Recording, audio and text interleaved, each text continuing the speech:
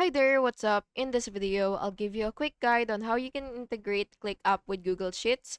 So before starting, make sure that you have ClickUp API access and a Google Sheets account, and this will make your task tracking easier and automates data updates.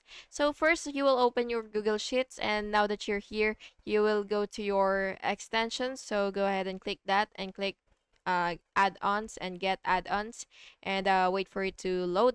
So now that you're here, you will basically just have to search for ClickUp. So wait for it to load again. So now that you're here, what you will do is you will just have to install it. And once you've installed it, you will connect your ClickUp account and then open the add-on and enter your API token from ClickUp.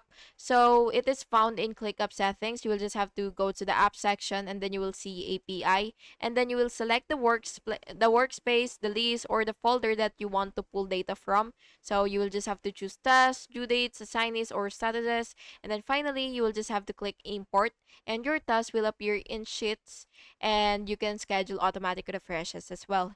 And that's basically just it. I hope you found this video helpful, and if you did, please make sure to like and subscribe for more videos like this.